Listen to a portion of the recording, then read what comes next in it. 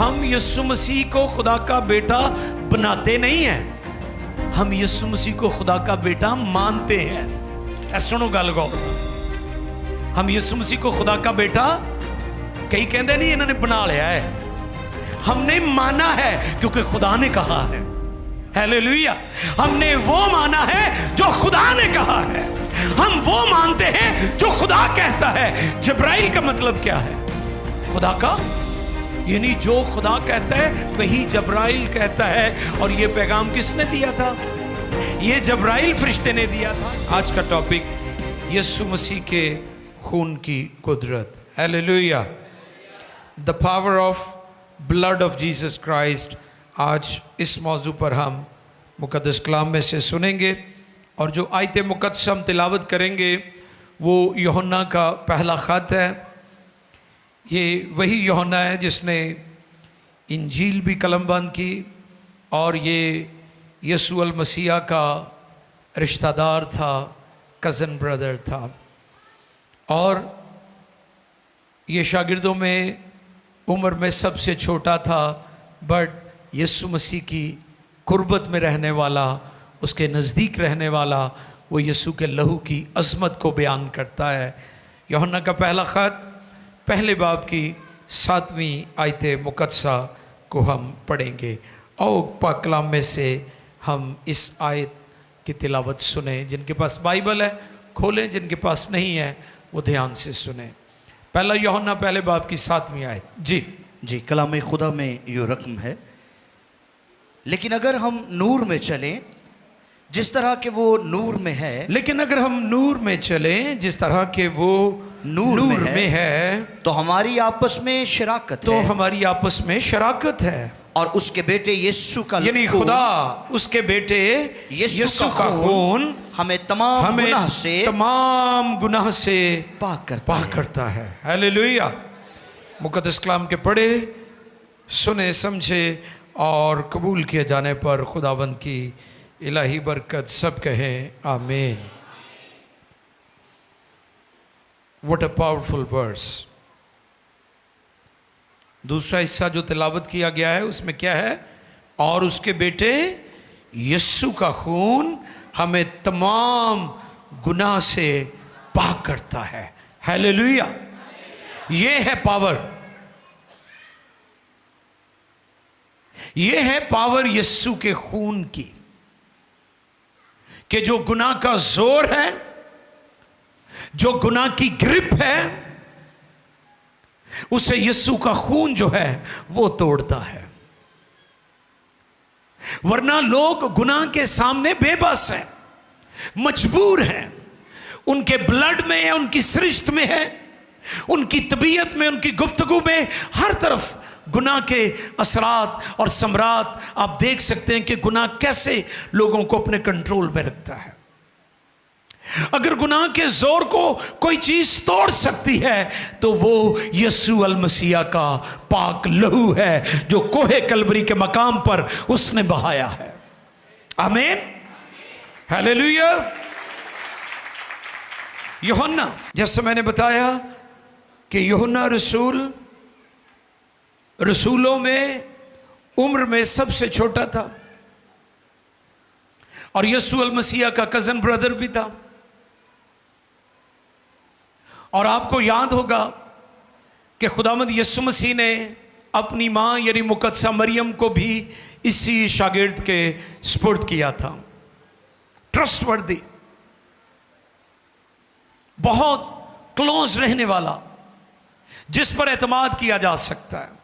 सब लोगों पर आप एतमाद, क्योंकि लोग आपके साथ होते हैं लेकिन उनका दिल आपके साथ नहीं होता, जैसे यहूदा अस्करियोती था। लिखा है इब्ने आदम के साथ तो ऐसा होना ही है, क्योंकि नबियों ने कहा था कि इब्ने आदम दुख उठाएगा, यानी यीशु मसीह की सलीब की बाबत। नबी, सहाइफुल अंबिया और शरीयत की किताब देखें और जगह जगह अंबिया यीशु मसीह की मसलूबियत के बारे में बताते रहे। आज दुनिया और अध्ययन इसको नहीं समझते, ना समझे, ये उनका प्रॉब्लम है। लेकिन हमारा ईमान और बाइबल हमें यह सिखाती है कि पैदाइश की किताब से लेकर मलाकी तक, जहां पर पुराना अहदनामा क्लोज होता है, तमाम अंबिया यीशु मसीह की मसलूबियत, उसके कफारे और सलीबी मौत के बारे में नबूवतें करते रहे। और ये हमारे ईमान की बुनियाद है, फाउंडेशन है जिस पर हमारा ईमान है। यूहन्ना उसके बाद इफिसस में चला गया था, और कोई 2 साल पहले मुझे विद फैमिली वहां पर विजिट करने का मौका मिला, और मैं उस चर्च में गया हूं जहां पर यूहन्ना को दफन किया गया है। चर्च के अंदर ही यूहन्ना को, उसके आसार हैं। चर्च तो खैर अभी तुर्की में आपको पता वो खत्म हो चुके हैं। जंगों के दौरान, इज़ारसानी के दौरान 7 कलीसियाएं यहां पर थी, तो वहां पर यूहन्ना जिस जगह पर दफन है उस जगह को विजिट करने का मुझे मौका मिला है। इफिसस के अंदर मुकद्दसा मरियम का घर भी है, जहां पर लाखों लोग हर साल विजिट करते हैं, क्योंकि मुकद्दसा मरियम ने भी अपनी जिंदगी का कुछ वक्त इफिसस में, जो मौजूदा तुर्की है, वहां पर गुजारा था। और हमें मुकद्दसा मरियम का जो घर है उसको भी विजिट करने का मौका मिला है। यह बड़ा इस्तेकाक था इन जगहों को विजिट करना। और वहां पर सुरंथस नामी एक बिदती शख्स था जो यूहन्ना को बहुत टफ टाइम देता था। सुरंथस था उसका नाम। वो यूहन्ना के लिए मुश्किलात खड़ी करता था। आपकी जिंदगी में भी सुरंथस हो सकते हैं जो मुश्किलात पैदा करते हैं आपके लिए, ताकि आप नाकाम हो जाएं, आप मिनिस्ट्री छोड़ दें, दिल बर्दाश्ता हो जाएं, आप अपने मिशन से हट जाएं। लेकिन यूहन्ना अपने मिशन में कामयाब रहा। हालेलुया। क्योंकि वो खुदा का बुलाया हुआ था, वो यीशु मसीह का करीबी था, उसका दिल दुरुस्त था। और सुरंथस की सारी मकारी और फरेब और बिदती तालीमात की वजह से यूहन्ना को पितमस के जजीरे में भी कैदोबंद की सौबदे बर्दाश्त करनी पड़ी। उसने समझा होगा कि शायद मैं यूहन्ना को कैद करवा दूंगा तो चर्च खामोश हो जाएगा, चर्च खत्म हो जाएगा, चर्च बेदिल हो जाएगा। लेकिन ऐसा नहीं हुआ, वहां पर खुदा बड़ा ही काम कर रहा था। कभी कभी कहते तन्हाई में हम समझते हैं हमारे लिए लोगों ने ये बड़े उल्टे सीधे प्लान करके हमें नाकाम कर दिया। नो, हम नाकाम हो सकते हैं, खुदा कभी नाकाम नहीं हो सकता। God never fails. वहां पर मुकाशफा की किताब लिखी गई। हालेलुया। अब ये जो कुछ हो रहा है ना, जो मिडिल ईस्ट में या दुनिया में जंगो जदल है, जो कुछ भी हो रहा है, मुकाशफा की किताब के लेंस से दुनिया को देखें, आपको फौरन समझ आ जाएगी कि दुनिया में क्या कुछ हो रहा है। क्योंकि मुकाशफा की किताब नबूवत की किताब है। कौन सी किताब? नबूवत से मुराद आने वाले ज़मानों और वक्त की बाबत, फ्यूचर इवेंट्स, मुस्तकबिल में जो कुछ होने वाला है, वहां पर खुदा ने यूहन्ना पर जाहिर किया और उसने मुकाशफा की किताब कलम बंद की। जो आयत हमने पढ़ी है, जो मतन हमारे लिए तिलावत किया गया है, उसमें लिखा है, लेकिन अगर हम नूर में चलें जिस तरह के वो नूर में है, तो हमारी आपस में शराकत है और उसके यानी खुदा के बेटे। यहां पर चलते चलते मैं बता दूं, हम यीशु मसीह को खुदा का बेटा बनाते नहीं हैं, हम यीशु मसीह को खुदा का बेटा मानते हैं। ऐसा सुनो गल गौर ना, हम यीशु मसीह को खुदा का बेटा, कई कहते नहीं इन्होंने बना लिया है, हमने माना है क्योंकि खुदा ने कहा है। हालेलुया। हमने वो माना है जो खुदा ने कहा है, हम वो मानते हैं जो खुदा कहता है। जिब्राइल का मतलब क्या है? खुदा का, यानी जो खुदा कहता है वही जिब्राइल कहता है। और ये पैगाम किसने दिया था? ये जिब्राइल फरिश्ते ने दिया था। गैब्रिएल ने कहा था कि तेरे बेटा होगा, यीशु रखना, वो मालूदे मुकद्दस खुदा ताला का। हालेलुया। हमने बेटा बनाया नहीं है, हम बेटा मानते हैं क्योंकि खुदा ने कहा है। तो यहां पर क्या लिखा है? उसके बेटे यीशु का खून हमें तमाम गुनाह से, हालेलुया, गुनाह की जो ताकत है, पावर है, उसे यीशु का लहू जो है वो नाकाम कर देता है और हमें गुनाह की जो उसका चुंगल है, जो उसका कब्जा है, जो उसकी ग्रिप है, जो उसकी बेड़ियां हैं, जो उसकी हथकड़ियां हैं, हमें यीशु का लहू आजाद करता है, पाक करता है। हालेलुया। खून, इस पर मैंने पहले भी बताया था, इब्रानी में दाम, दाम कीमत होती है। दाम क्या है? कीमत। तो सलीब पर हमारा दाम यानी कीमत अदा कर दी गई है। दुकानों में जब आप शॉपिंग के लिए जाते हैं, हमारे उर्दू में उन्होंने लिखा होता है हमारा असूल एक दाम। अब दाम को तो वो जानते हैं कि दाम कीमत है, लेकिन दाम जो है ये इसकी रूट्स अब्रानी है, जिसके मानी क्या है? कीमत। हम कीमत से खरीदे गए हैं और वो कीमत यीशु अल मसीहा का लहू है। अब खून के बारे में जब हम देखते हैं अहबार 17-14, अगर पूरा बाब पढ़ें तो आपको यहाँ पर खून के बारे में सारी तफासील मिल जाएंगी कि खून जो है उसकी क्या अहमियत है। और जब हम खून की बात करते हैं तो बाइबल ने, शरीयत ने खून के बारे में पूरी तफसील और तालीम हमें दी हुई है। लेकिन आओ ज़रा देखें अहबार 17-14 में से खून के बारे में पुराना अहदनामा क्या हुक्म फरमाता है। जी। क्योंकि जिस्म की जान जो है वो उसका खून है, वो उसका खून है जो उसकी जान के साथ एक है।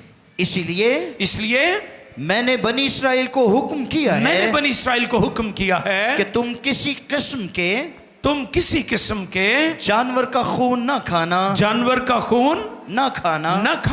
क्योंकि हर जानवर की जान उसका खून ही है। जो कोई उसे खाए वो काट डाला जाएगा। यानी इसकी सजा मौत थी अगर कोई खून खाता है। अब पुराना है हमें पैटर्न देता है, हमें असूल और एक प्रिंसिपल सिखाता है कि जो खून है, जानवर का गोश्त आप खा सकते हैं, खून नहीं। खून के अंदर जान रखने के सबब से उसकी जिंदगी है, और जब खून निकल जाता है तो जिंदगी भी खत्म हो जाती है। जब तक खून है आपकी बॉडी में आप जिंदा हैं, और यहां तक कि अगर खून की कमी भी आपकी बॉडी में आ जाए तो ब्लड की कमी के बायस आपकी सेहत ठीक नहीं रहेगी, आप कमजोर हो जाएंगे, वीक हो जाएंगे और ऐसी बीमारियों में मुब्तला हो जाएंगे जिससे आपकी जान भी जा सकती है। खून की कमी हमें मौत के मुंह में ले जाती है। और फिर खून, अब भी खैर मॉडर्न दुनिया है, आप जब मीडिया देखते हैं, जब आप न्यूज़ सुनते हैं, किसी जगह कोई हादसा हो जाए, कोई वाकया हो जाए, तो वो फौरन वो हिस्सा जहां पर किसी का खून बह रहा है उसे ब्लर कर देते हैं, क्योंकि खून देखा नहीं जाता। आप नहीं दे सकते खून को, आपका दिल घबराता है। आप देखें कैसा इसके अंदर कनेक्शन बना हुआ है हमारा कि हम खून को देख नहीं सकते, ब्लर कर दिया जाता है। यहां कई दफा आपने देखा कोई जानवर का भी खून बह जाए तो हम उसके ऊपर हाँ जी उसे ढांप देते हैं, उस पर मिट्टी डाल दी जाती है, क्योंकि खून देखा नहीं जाता। इसके पीछे वजह यह है कि खून अपने अंदर जिंदगी रखता है, लाइफ, जिंदगी रखता है। और फिर आप जानते हैं कि खुदा ने खून बहाने से मना किया है, किसी की जान लेने से। कलाम में लिखा है, तेरे भाई हाबिल का खून मुझे जमीन से। इस पर मैंने एक दफा बताया था कि दो तरह के खून हैं। एक वो खून है जो बदले के लिए पुकारता है, यानी हाबिल का खून। खुदा अपने कलाम में कहता है कि तेरे भाई का खून जमीन से मुझे पुकारता है। क्यों पुकारता है? बदला, इंतकाम, इसको सजा दे। लेकिन एक और खून है और वो यीशु का खून है, और यीशु का खून हाबिल के खून से बेहतर बातें करता है। यीशु का खून बदले की बातें नहीं करता, यीशु का खून मुआफी की बातें करता है। हालेलुया। एक खुदा के बहुत जबरदस्त खादिम डॉक्टर दिनकरन, वो कहते हैं मियाँ बीवी आपस में झगड़ते थे, तो एक दिन उन्होंने आख्या कि चलो असी बह के ते फैसला कर लेने आ।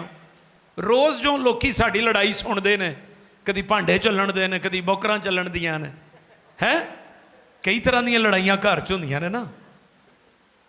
उन्हें आख्या बैठते हैं तो असी एक दूसरे दी गलतियां नूं लिखते हैं। ਉਹਦੀ बीवी ने लिखनियां शुरू कीतियां कि तू मैनू जिवें पहले प्यार करदा सी हुण नहीं करदा, तू मैनू ईस्टर ते कपड़े नहीं लैके दिते, तू मैनू पेकियां को नहीं लैके गया, तू मैनू हनीमून ते नहीं लैके गया, तू मैनू सैर नहीं कराई, तेरे च ए भी गलती, ए भी गलती, ए भी गलती। 100 गलतियां लिखतियां, 100 गलतियां लिखने के बाद अपने शोहर को कहने लगी तू भी मेरी गलतियां लिख। अब शोहर ने लिखना शुरू कर दिया, मैं अपनी बीवी से प्यार करता हूँ, मैं अपनी बीवी से प्यार करता हूँ, मैं अपनी बीवी को माफ़ करता हूँ, मैं अपनी बीवी से प्यार करता हूँ। उसने भी 100 बार यही लिखा कि मैं अपनी बीवी को माफ़ करता हूँ, मैं इसे प्यार करता हूँ। डॉक्टर दिनकरन कहते हैं यही काम मेरे यीशु का लहू करता है। हाबिल का खून बदले की बातें करता है, यीशु का लहू माफ़ी की बातें करता है। ये है पावर। इसकी बाबत यूहन्ना ने बयान किया है। और आपको पता है उसने कोई फर्जी बातें नहीं की। देखिए जरा पहले बाब की पहली आयत पढ़ें जी।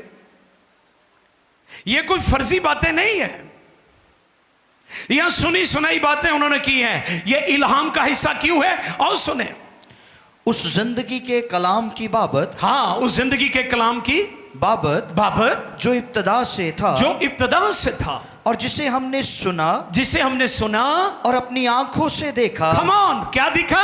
अपनी आंखों से देखा। आंखों से, किसी से सुना नहीं, अपनी आंखों से उस जिंदगी के कलाम को देखा, बल्कि गौर से देखा और अपने हाथों से छुआ। Praise the Lord. ये वो अपने तजुर्बे की बात कर रहा है कि अपने हाथों से छुआ है उसे, जिसका लहू गुनाह के जोर को तोड़ता है, उसकी मुनादी कर रहा है। वो फर्जी बातें नहीं है।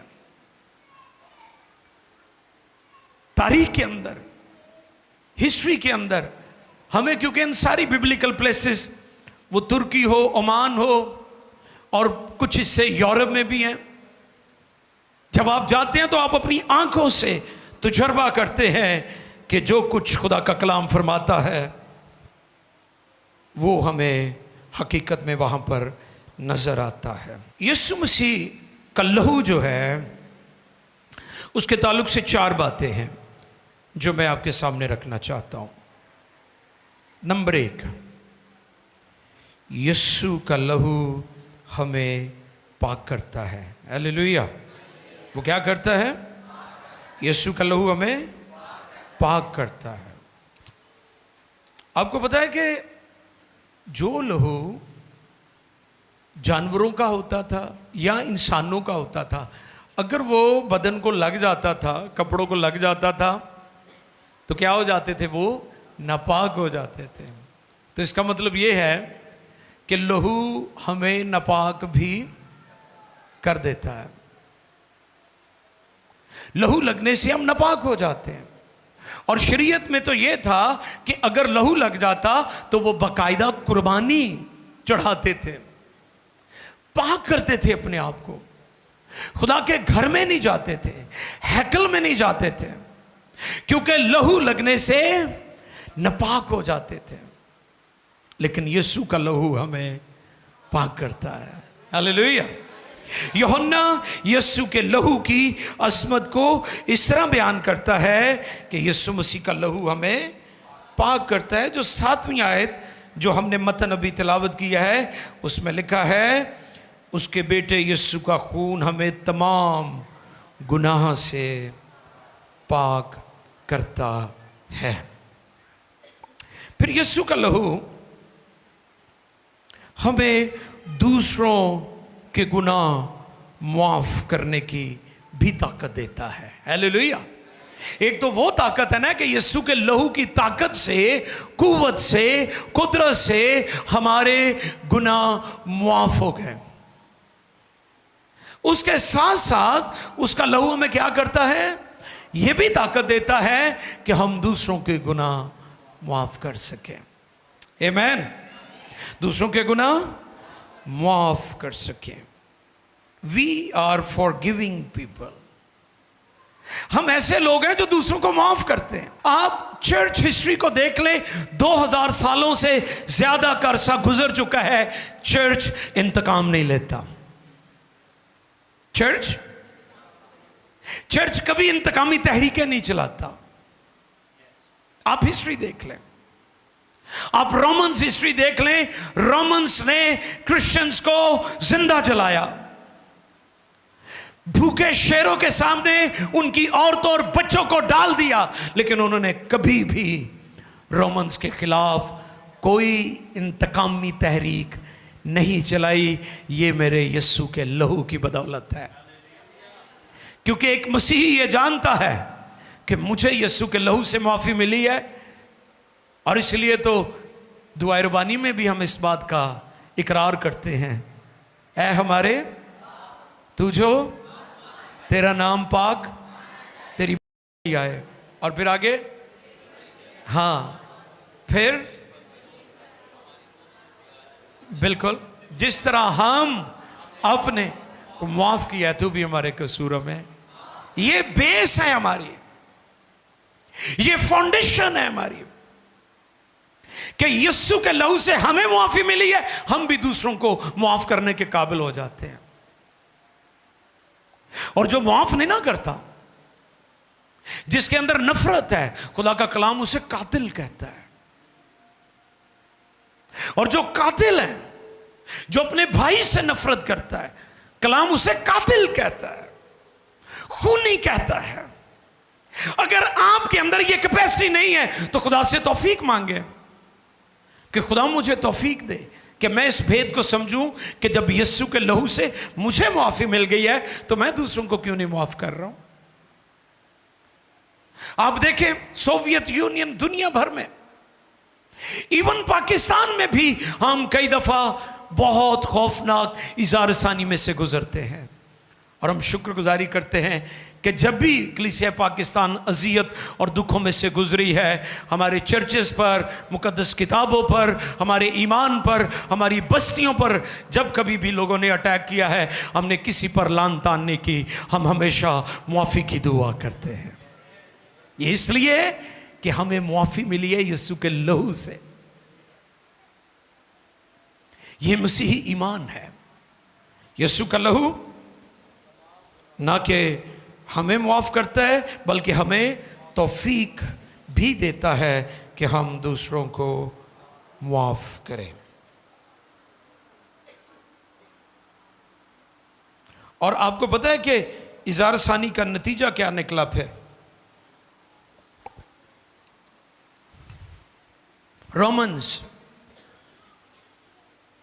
जो उस वक्त दुनिया की एक पावर थी, रोमन्स का सिक्का चलता था पूरी दुनिया में। उन्होंने जब देखा कि इन मसीहों को हमने बड़ी अजियतें दे दी, हमने इनके बच्चों को भूखे शेरों के सामने भी डाल दिया, तो फिर कुछ ना कुछ तो हकीकत है ना जड़ा असी इन्हां दे ईमान नूं तब्दील नहीं कर सके। तो फिर कॉन्स्टेंटाइन ने आख्या, ठीक है, तुसी ते तब्दील नहीं होना, तुसी ते मसीह की इबादत ते ओदी गवाही देने तो बाज नहीं आना, तो चलो असी बदल जाने, असी मसीह हो जाने हैं। लिहाजा रोम के अंदर मसीह जो है वो सरकारी मजहब बन गया। ये नतीजा निकला फिर ये रिजल्ट निकला। और आज भी मैं आपको बताता हूं, जितना ज्यादा लोग चर्च को सताएंगे, चर्च जिंदगियों को उतना ज्यादा मुतासर करेगा। इस पर मैंने पहले भी बताया था कि जो आपका घर जलाता है ना, वो कामयाब नहीं हुआ, आप कामयाब हुए हैं, क्योंकि आप अपने ईमान पर कायम हैं। वो आपका घर जलाकर भी आपके ईमान को तब्दील नहीं कर सका, सो लिहाजा वो नाकाम हुआ है, आप कामयाब हुए हैं। इज़हार सानी का रिजल्ट ये निकला कि रोमन्स, जो उस वक्त की पावर थी, अथॉरिटी थी, कैसर का सिक्का था। आप जानते हैं यीशु मसीह ने सिक्का लिया और क्या कहा था? हाँ, उन्होंने पूछा कैसर को जजिया देना रवा है या नहीं, तो यीशु ने उन्हें समझाने के लिए सिक्का लिया। सिक्के पर तस्वीर किसकी थी? कैसर की। और यीशु ने कहा इस पर तस्वीर किसकी है? और इंसान किसकी सूरत पर है? ये किसकी तस्वीर है? सिक्के पर किसकी तस्वीर? कैसर की। इंसान किसकी तस्वीर? खुदा की। ये कैसर को दे दो और अपना आप खुदा को दे दो। हालेलुया। हम खुदा के हैं, हम ना अपने हैं ना इस दुनिया के हैं, हम खुदा के हैं, क्योंकि हम खून से खरीदे गए हैं। इसलिए यीशु का लहू हमें मुआफ करने की तौफीक भी देता है। फिर यीशु का लहू हमें अच्छे काम, नेक काम करने की भी तौफीक देता है। हालेलुया। नेक काम करने की। पहला यूहन्ना 3 बाब की 17 और 18। जिस किसी के पास दुनिया का माल हो जी, और वो अपने भाई को मोहताज देखकर रहम करने में दरेख करे, तो उसमें खुदा की मोहब्बत क्यों कर कायम रह सकती है? वाह। यानी अगर अपने भरा नूं ना करे, 17-18 दोनों पढ़िएगा जी। ए बच्चों, हम कलाम और जुबान ही से नहीं, हाँ, हम कलाम और जुबान ही से नहीं, बल्कि काम और सच्चाई के जरिए से, बल्कि काम और सच्चाई के जरिया से भी मोहब्बत करें। हालेलुया। यानी गल्ली बात ही नहीं कि भुखा हुए थे उनको जाओ सलामत जा, खा पी ते गरम रह, शेर हो। नो, अगर आप उसकी मदद कर सकते हैं तो आपको उसकी मदद करनी चाहिए। इब्तदाई कलीसिया भी ऐसे करती थी। वो सब हर रोज हैकल में जमा होते और सादा दिली से खाना खाया करते और शराकत करते, और उनकी जो चीजें थी वो आपस में यकसा थी, एक दूसरे को बांट दिया करते थे, नेकी करते थे। ना के नेकी अहले ईमान के साथ, बल्कि नेकी सब के साथ। हालेलुया। इंजील की तालीम क्या है? नेकी सब के साथ, सारी कौमों के साथ। क्योंकि जहां काल पड़ता है तो काल ये नहीं पूछता कि तेरा मजहब क्या है। अगर किसी बच्चे को भूख लगी है, प्यास लगी है, तो उसका मजहब मत पूछे, उसकी मदद करें, उसकी हेल्प करें। आप दुनिया की तारीख देख लें, दुनिया में जहां भी मुश्किलात आई हैं, दुनिया में जहां भी प्रॉब्लम्स हुई हैं, हमारे मसीही सबसे पहले पहुंचते हैं, क्योंकि ये यीशु के लहू के वसीला से है। वो हमें दूसरों की मदद करने की तौफीक देता है। हालेलुया। जहां चर्च बने वहां स्कूल्स बने। आज भी आप देखें, पाकिस्तान तो 1947 में कायम हुआ, पाकिस्तान बनने से पहले के हमारे अदारे हैं, और आज भी वो बड़े ज़बरदस्त तरीके से इस मुल्क में खिदमत कर रहे हैं, गरीबों की मदद कर रहे हैं। हमारे चैरिटी स्कूल, हमारे अदारे आज भी लोगों को पढ़ा रहे हैं, लोगों को स्किल्स दे रहे हैं, लोगों को टेक्निकल काम सिखा रहे हैं, ताकि लोग खुद कफील हो जाएं, सेल्फ सपोर्ट हो जाएं। वो एक चाइनीज़ मिसाल है ना, कि किसी को मछली ना दें बल्कि मछली, तो मैं दे बारे जो पिछले दिनों जो पढ़ रहा सी कि जे ਤੁਹਾਡਾ ਉਸਤਾਦ ਤੁਹਾਨੂੰ मछली पकड़ना सिखाता है तो ये ना होए ਉਹਦੇ तलाब 'ਚੋਂ मछलियां फड़नियां शुरू कर दो। शर्जील भाई, कई दफ़ा पास्टर बेचारा मछली फड़नी सिखाता है तो वह शागिर्द ਉਹਦੇ तलाब 'ਚੋਂ मछलियां फड़नियां शुरू कर दिंदा है तो अपने हल लई जाता है। काम नहीं करना, मदद जरूर करें एक दूसरे की। मैं ये चर्च लेवल की बात कर रहा हूं, लेकिन नेकी की जब बात की जाती है तो नेकी सब के लिए है। सबसे हमने मोहब्बत करनी है, गली बातें नहीं करनी। फिलिपियों दूसरे बाब की 13वीं से 15वीं आयत तक पढ़िए जी। फिलिपियों दूसरे बाब की 13 से 15। क्योंकि जो तुम में नीयत और अमल दोनों को अपने नेक इरादे को अंजाम देने के लिए पैदा करता है जी, वो खुदा है। सब काम शिकायत और तकरार बगैर किया करो, ताकि तुम बेऐब और भोले होकर टेढ़े और कजरो लोगों में खुदा के बेनक्स फर्जंद बने रहो, जिनके दरमियान तुम दुनिया में चिरागों की तरह दिखाई देते हो जी, और जिंदगी का कलाम पेश करते हो, ताकि मसीह के दिन मुझे फ़ख्र हो कि ना मेरी दौड़ धूप बेफायदा हुई, ना मेरी मेहनत अकारत गई। आमीन। Thank you brother. क्योंकि जो तुम में नीयत, क्या लिखा है? नीयत और अमल। नीयत भी करनी है और अमल भी करना है उस पर। मैं फिर दोहरा देता हूं कि अगर आप किसी की मदद कर सकते हैं तो जरूर कीजिए, क्योंकि ये यीशु का लहू है जो हमें तौफीक बख्शता है। फिर चौथा और आखिरी पॉइंट, खुदावंद यीशु का लहू हमें इब्लीस पर फतह से बढ़कर गलबा बख्शता है। हालेलुया।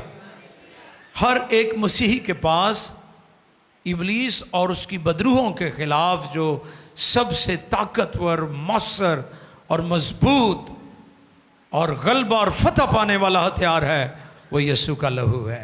हालेलुया। यीशु का लहू बड़ी अजमत वाला है, यीशु का लहू बड़ी कुदरत वाला है। हालेलुया। दुनिया के बहुत ज़बरदस्त खुदा के खादिम ओजे विल्सन, जिनका ताल्लुक हिंदुस्तान से था, वो एक ज़बरदस्त सूरमा था और डिलीवरेंस मिनिस्ट्री का बहुत ज़बरदस्त तोड़ा खुदा ने अपने खादिम को दिया था। वो गलियों में से गुजरते थे, बदरुएं घरों में चीखें मारती थी। वो किसी शहर में चले जाते थे, ट्रैवलिंग कर रहे होते थे, बदरुएं चिल्ला चिल्लाकर लोगों को छोड़कर चली जाती थी। वो कहते हैं कि कभी कभी जब रूहानी जंग में, स्पिरिचुअल वॉरफेयर में, जब किसी ऐसी तासीर और बदरू और लश्कर के साथ मुकाबला होता था कि जो आगे से मुज़ामत करते थे, ज़्यादा वक्त लेते थे, तो वो कहते कि फिर मेरे पास फाइनली एक ही हथियार होता था और वो ये था कि मैं यीशु के लहू के गीत गाना शुरू कर देता था। और उनका जो सबसे फेवरेट गीत था वो ये था, दिल के दाग को धोए कौन, लहू जो के क्रूस से जारी। हालेलुया। यीशु का लहू जो है शैतान, इब्लीस, बीमारियों, बदरुओं के खिलाफ हमारे पास सबसे बड़ा और मौसर और ताकतवर हथियार है। इसके सामने बड़े बड़े जादूगर ठहर नहीं सकते। अक्सर हमारे पास भी जब लोग आते हैं, बदरो गिफ्ता लोगों के लिए दुआ की जाती है, जादू टूने टोटके के कब्ज़े में जो होते हैं, तो कई दफ़ा वो पेशेंट जिसमें वो बुरी रूहें होती हैं, उसको पीने के लिए पानी दी जाए दुआ के बाद, तो वो कहता है ये पानी नहीं, ये खून है, मुझे आग लग रही है, मुझे तकलीफ हो रही है। क्योंकि इब्लीस यीशु के खून का मुकाबला नहीं कर सकता, क्योंकि उसका खून पाक है। हालेलुया। उसका लहू पाक है, क्योंकि वो इंसानी अमल दखल के बगैर रूह उसकी कुदरत से पैदा हुआ था। उसकी पैदाइश में इंसानों का कोई अमल दखल ही नहीं था, तो इसलिए उसका खून पाक और कुदरत वाला। शैतान, इब्लीस और उसकी बदरूहें यीशु के खून के सामने नहीं ठहर सकती। टोबा टेक सिंह में मैंने भाई से कहा कि भाई अर्नेस्ट मल का गीत बार बार बहा और हमने वहाँ एक स्ट्रॉन्ग रूह की आग देखी और हर तरफ लोग बदरूहों से आज़ाद हो रहे थे, चिल्ला रहे थे। एक स्ट्रॉन्ग एनॉइंटिंग थी वहाँ पर। खुदा के पाकरू ने मेरे दिल में डाला था कि हम टोबा टेक्स इंक्रूस्टेड में यीशु के लहू के गीत गाएंगे। मैं आपको भी ये मशवरा देता हूँ, जब आप अपनी ज़िंदगी में नाकामियों का सामना कर रहे हों, जब फेलियर्स हों, जब आप फील करें कि मैं थक गया हूँ, कमज़ोर हो गया हूँ, यीशु के लहू को पुकारें, आप फतह पाएंगे, क्योंकि यीशु का लहू बड़ी कुदरत वाला है। 7वीं आयत जो हमारे लिए तलावत की गई, लेकिन अगर हम नूर में चलें जिस तरह के वो नूर में है, तो हमारी आपस में शराकत है और उसके बेटे यीशु का खून हमें तमाम गुनाह से पाक करता है। आओ झुकें और यीशु के लहू की अज़मत और कुदरत को पुकारना शुरू करें। सब सर झुक जाए, आंखें बंद हो जाएं।